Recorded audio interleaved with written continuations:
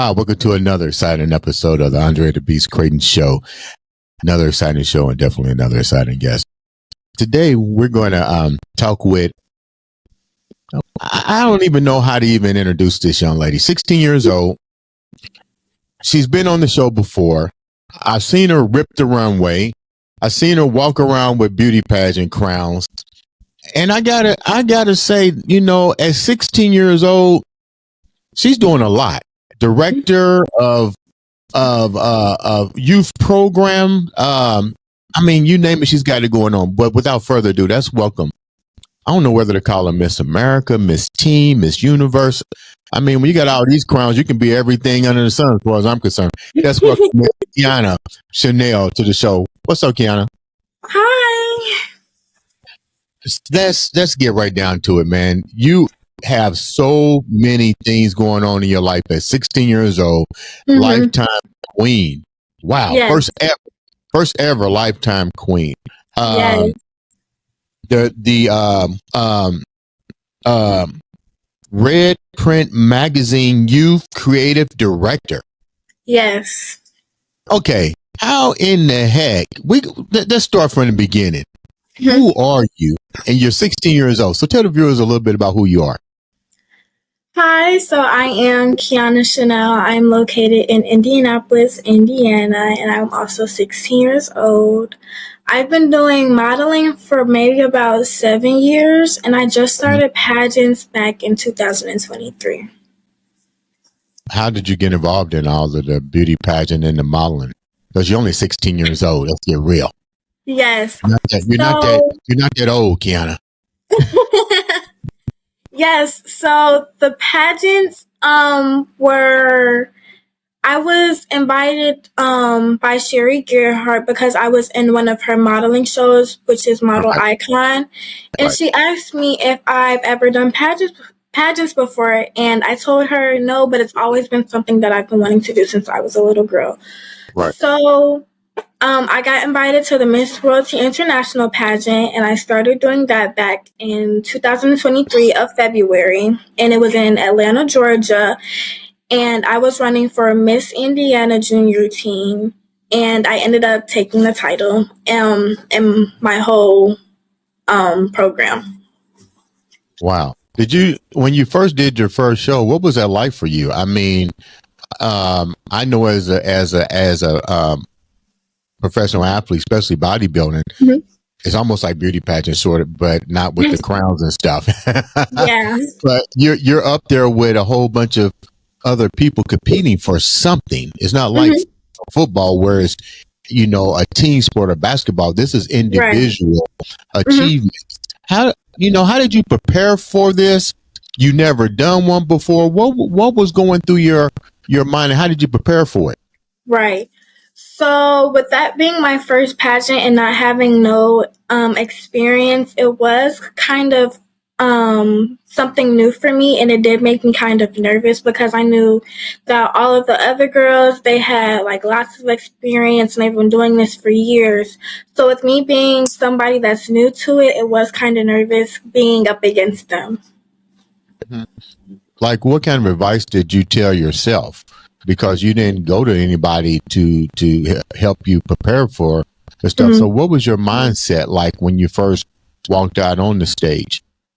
So I would say my mindset was to be confident and be my authentic self, because I knew that that was probably going to be the best way for me to get through those 3 days with the pageant, was just to be really confident in myself, be really positive, and just be myself throughout the whole process. What were you, now that you look back on it, you've been doing this for quite some time now. Now that you look back on it, what would you have done different? Even though you won, we always say, now that I look back on those tapes, maybe I should have did this, I should have did this. Now that you look back, what are some of the things that you wish you could have changed at that particular moment that probably would have made even a bigger impact on your first show? Right. So something that I probably would have done differently is get involved in more of the categories they had. Like, they had a category for representing your state, which you could do big costumes or a performance to represent your state. Or they had I think a spokesmodel award where you could speak on things that are going on in your community or that you're going on and doing in your community. So I would say just being more involved within the pageant system would have probably been something that I could have done way better at. Like, what was the categories that you thought at that time was best suited for you? What was those categories? The one category that I thought was best for me was the dancing category. Since I do have a dance experience, that probably would have been the category that I should have did. Okay, let's elaborate on that. What do you mean you got dance experience? And the only reason why I'm saying this because I have a daughter. She's now 20 years old. She's in college, and she's been doing beauty pageants pretty much all the way up until she literally got to be 2 years away from high school. I mean, she was doing and winning beauty pageants all over the world. And she did do lyrical, jazz, tap, ballet, pretty much all her life. So let's talk about that. You had dance and you didn't do it. What was your dance experience like? So I do have a experience of 7 years in dance. I do majorette, hip hop, praise, and a little bit of lyrical. How come you didn't bring that to the table when you was doing the beauty pageant? I think it was because I was super nervous that I only wanted to focus on one thing. And I think that one thing was definitely going into the pageant. So I think with me doing all these other categories and stuff probably would have threw me off my mindset. Wow. So you're 16 years old. How many shows have you done since that first show? I haven't done any other pageants since my first show back in 2023. I think I've taken a break from like all the pageants, especially because of my Lifetime crown. I think I've went back more on being like behind the scenes of doing stuff rather than being in this show and that show and this show. I think I've taken a step back trying to learn like the different routes in different industries within modeling and pageants. Explain that a little bit. What have you learned? I mean, you got the crown for life. I mean, it's almost like I said, like bodybuilding. Once you win a certain title, you don't need to go back. You know, you got to keep elevating. Like the fact that you now decided to briefly step away from it and really look at the corporate side or the way that the it goes on behind the stage. What have you learned so far? So far, I've learned about behind the backstage stage presence. So when I go backstage, I usually tend to look at like all of the contestants and, you know, look at how they act, how they dress, how they may walk on stage, how they interact with the people around them. I've also tended to learn about their different backgrounds and what they do and why they're running or what their platform may be. So it's just a little bit of getting to know the contestants a little bit more personally and what they can bring to the table. You've worked with Sherry Gilhart, a beautiful young lady. We had a chance to have her on the show, and she's out of Atlanta, Georgia. What have you learned from Sherry? I tend to learn a lot from Sherry each time I see her, each time I'm in one of her shows. She gives me lots of opportunities. She's taught me about, again, my stage presence, about how to talk to people, like public speaking. She has also taught me about model coaching, which I am a model coach for her now. So, you know, with Sherry, it's always I'm learning something new. I'm never not learning anything when I'm not around her, when I'm not with her. You mentioned the fact that you're a very beautiful young lady, by the way, and Thank you mentioned you had some encounters with bullying, and you took a stand against that. Tell me about the stance that you took against bullying and how that bullying affected you, and what was that like for you? So, in middle school, I tended to go through a really bad stage of bullying. It kind of brought me into like a dark place, a place that I wouldn't want anybody else to be in because it wasn't like my mental health was all over the place, physical health was all over the place. So it really brought me into that dark space where I could not talk to anyone, wouldn't be around anyone. And it tended to just take a lot of my confidence away. Mm. Who did you share this stuff with? I mean, you're when it happened, you was young, and I get it. Mm-hmm. Kids have a tendency to try to figure things out on their own, but certain things of this nature, bullying, it really needs to be a team effort. Who did you confide in and explain to what was going on with you? So the first person I went to was my grandma, because that is somebody that I literally could trust my life with.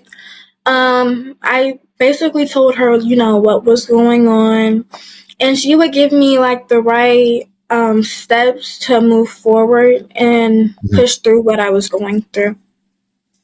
You mentioned the connection with your strong connection with your grandmother, and I met your grandmother, so I already know how strong that connection is.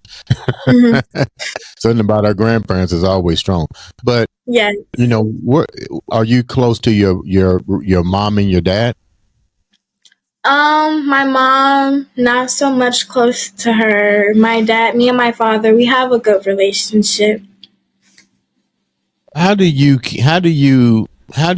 impact other teenagers that are in the same situation, in the same color tone as you, to be strong and to keep moving, even if they don't have their mom and dad on a full-time basis? Because you're pretty much with your grandmother a lot, and my hat's off to your grandmother, but it still doesn't mean that you're disconnected from your mom and dad. But still, the fact is, you're a woman of color. How do you resonate with other young teens your age, and do they somewhat have the same issues that you may have growing up? So I usually take it day by day. I always tend to pray about the things that I go through, especially with, me not having the best relationship with my mom and then me having a better relationship with my dad. I tend to, try to move or go through things with them both equally and have like the same amount of like love towards my dad that I would have towards my mom. Even though I don't have such a close relationship with her, that is still my mother and I only get one of her. So I tend to cherish that relationship with her regardless if me and her have a close bond or not. What do you find that a major issue in your generation? I somewhat do. I feel like there are people that tend to cling more to one parent than the other, which is okay, but at the same time, regardless, that is still your mom or your dad, and you have to treat both of them equally because, again, you only get one of them. Let's talk about real quickly your job title. This is crazy. 16 years old, I'm talking about a job title. This is crazy. It's not like you're flipping burgers at McDonald's or somewhere. You got a title at 16 years old. Man, I didn't have no title at 16 years old. I'm still in school. You know what I mean? So tell me about this job title in the magazine and your role with the position of creative coordinator. How did all that come about?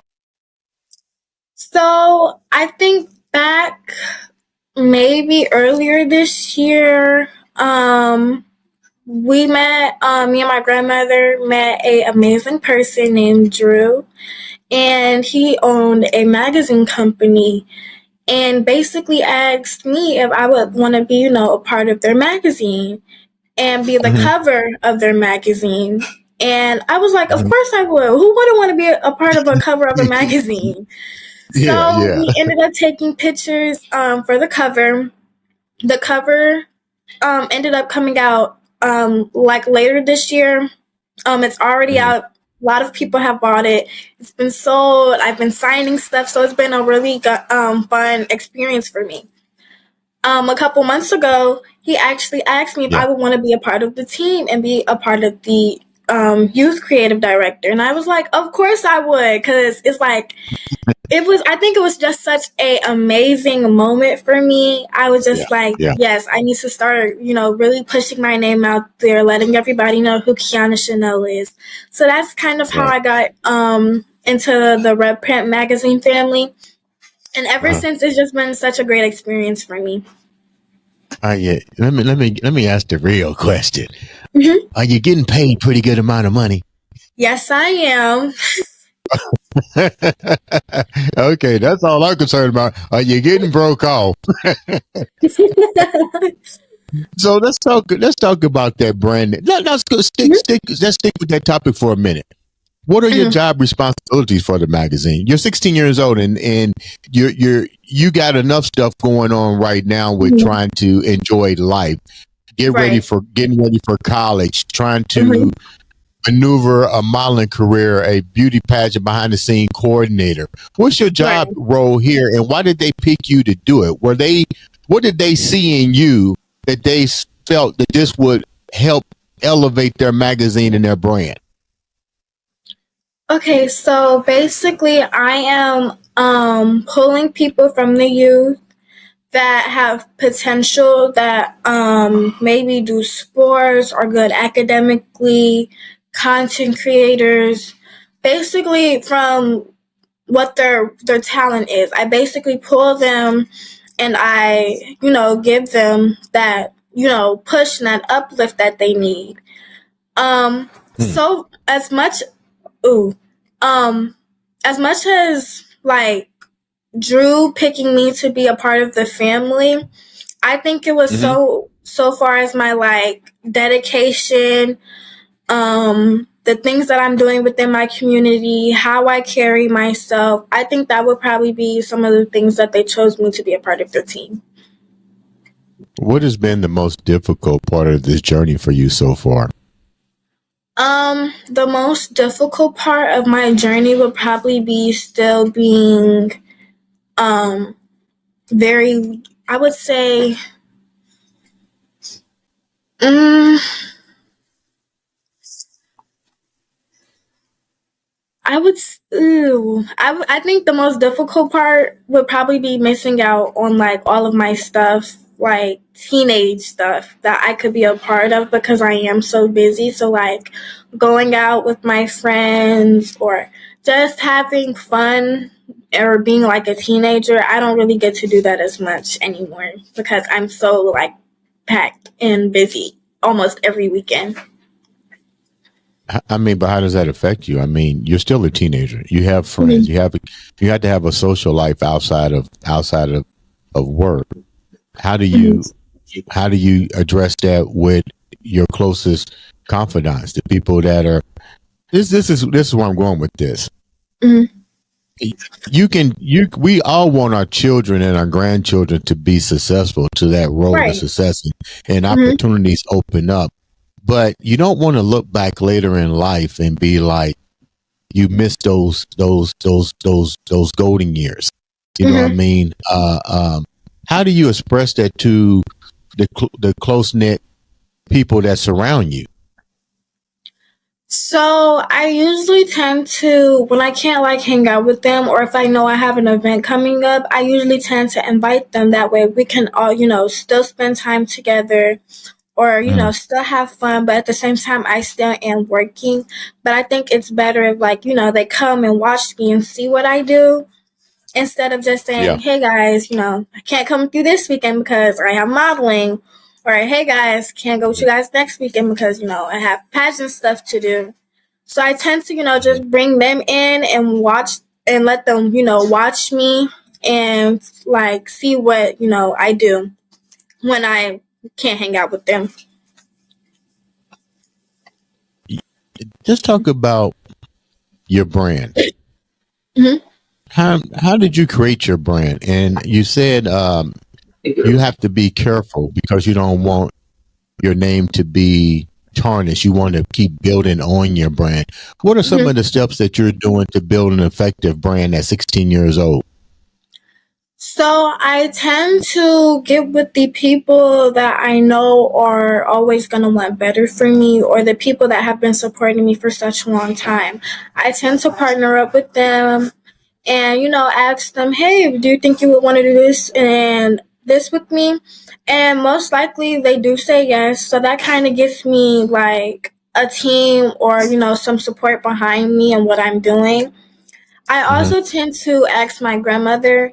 I'll be like, hey, do you think this is a good idea? Or how about we do this? So she'll give me, the support for that.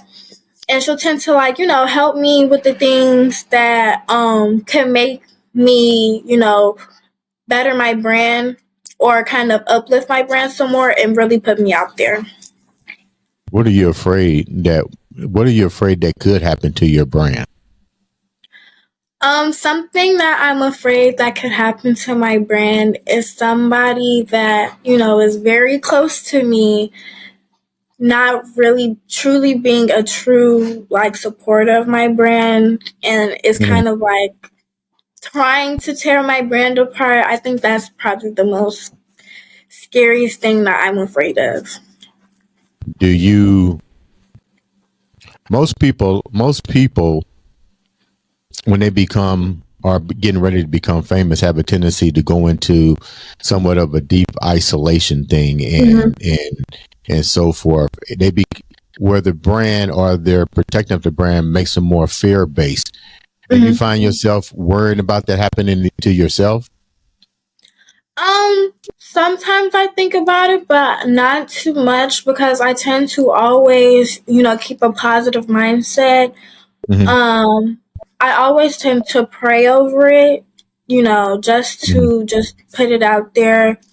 Um, I tend to talk to like the people around me and, have them say like some encouraging words for me. So I don't really think I would get to that stage, but I tend to not think about it a lot. Okay, let's keep on the teenage band. Mhm. I remember when my daughter told me she had her first boyfriend, when she had her first breakup and all that kind of stuff. Mhm. How have you dealt with the fame that you're accumulating and developing relationships with young boys? How does that affect you? How do you navigate that? Okay, so how I move around that, um, I actually do have a boyfriend. He is very supportive of what I do. So whenever like, I have shows or something, I'll tend to invite him out and he'll be very supportive when he comes out. He's Hmm. very supportive of like my whole modeling journey, my pageantry journey, me creating my own brand for myself. Very supportive in all of that. So I think that, my modeling and my pageantry wouldn't really get in the way of our relationship. Mm. Before we wrap up, let's talk about the relationship you have with your grandmother. She seems to be taking the bull by the horns. Your biggest cheerleader, your biggest supporter. Tell me about that relationship Yes. with you and your grandmother. Like, how does that evolve, and why do you have such a great bond with her?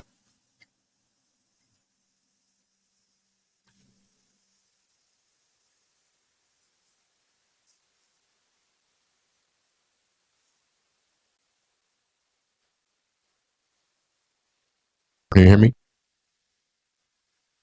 Kyanah? Can you hear Oh, me? I can hear you now. Okay. Mm-hmm. Did you hear the question I was asking? Okay, so I'll re-ask the question again. So help No, me. can Tell me Tell me about the relationship that you have with not only your grandmother, who is really doing a superb job with marketing you and branding you and keeping you on the right track. What's that relationship like with you, and how did it form? Because you do have a mom and a dad, but how did that you. go from mom and dad to you putting all of your trust into your grandmother? So it's kind of a long story, but I'll cut it down. My grandma's been knowing me since I was born. And we've had to go through, a lot of stuff together for us to get to where we are now. So she's been having me since I think about maybe 6 months old. So I've Yeah. just been with her ever since. That's my best buddy. I love her so much. I think because we've spent so much time being around each other and being together, that's why I put, a lot of my trust into her, because I feel like you've known me for 16 years, so it's not like I can just go to somebody that I just met, a month ago, or go to somebody I just met yesterday and just put that Right. much trust into them. Wow. What's in store for you next? You're 16 years old. That's even a stupid question for me to ask. The world's in store for you. I mean, you just Yes. setting the world on fire, but realistically, what do you want? What's your dreams right now at this point? So my dreams are to finish my project for Red Print magazine. I also tend to go look at HBCUs over my junior year and my senior year. Applying for colleges, and still stay focused and thrive on my modeling journey and my coaching journey and my pageantry journey. Okay, you're not going to ask you this. Which HBC schools are you looking at? I'll give you 5. Go. One HBCU school I'm looking at is Jackson State University. Another one would be Alabama State University. Okay. Third, Texas Southern State University, LSU, and I want to say,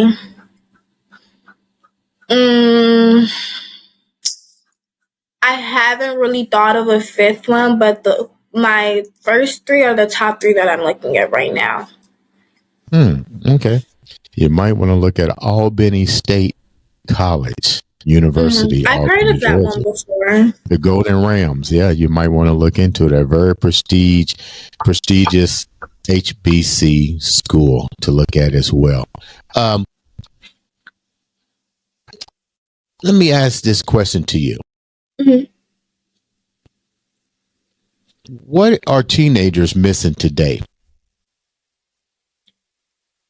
To your eyes, you've been around. What are you guys missing? I mean, we always lose that gap with our youth, the adults, meaning myself and adults. What are we missing? What's the disconnect between your generation and my generation, and what do you think we need to do to bridge the gap? I think something that we're missing is really listening and being productive.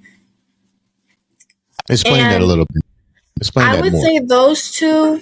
Listening, because with my generation, we tend to not really listen as much, or we would listen to the wrong people, and that could get us, nowhere that we want to be. So right. I would say listening, because when we tend to listen to like adults, it'll go in one ear and out the other. But if it's like our peers, we're going to listen. It's not going to be something that we don't want to hear. It's going to be something that we do want to hear, rather than when it's an adult, it goes in one ear, out the other. We're not really listening. It's not going to be what we want to hear. We want to hear what we want to hear. So I would say listening is definitely something. Being productive. I say being productive because I tend to notice that not even most, but maybe like half of our youth are not being productive or doing something that could better themselves. And I say that because I have friends that, just go to school and then they'll go home and they won't do nothing until like the next day. And it's just like a repeated cycle, rather than them going to school, either, getting a job, doing a sport, finding something that could really better their lives or better themselves in general. Wow, that is so impactful. You know what, Kyanah, thank you so much for taking time to come on the show, and congratulations on once again doing something truly beast mindset, moving, making positive things happen not only in your life but other people's lives as well. Leave the viewers, the teenagers, with something positive. I would say always be yourself. That is the best way that you will thrive in life, is being yourself and having the most confidence. Because if you don't believe in yourself, then nobody will. So you always have to put yourself first. Be confident. And just live life day by day. Ladies and gentlemen, this has been the one, the only Miss Kyanah. Check this last name, Chanel, on the Andre. Oh, wait a minute. Let me give you your flowers. How can the viewers reach out to you and support you? You guys can contact me on all platforms at Kyanah_Chanel. That's KYANAH_CHANEL. Chanel, you make sure you and your grandmother keep in contact with me through your career. We love to showcase individuals like you that are definitely making a difference in this community, a difference to the world, just a difference to this planet in general. Ladies and gentlemen, this has been another exciting episode of the Andre the Beast Creighton Show.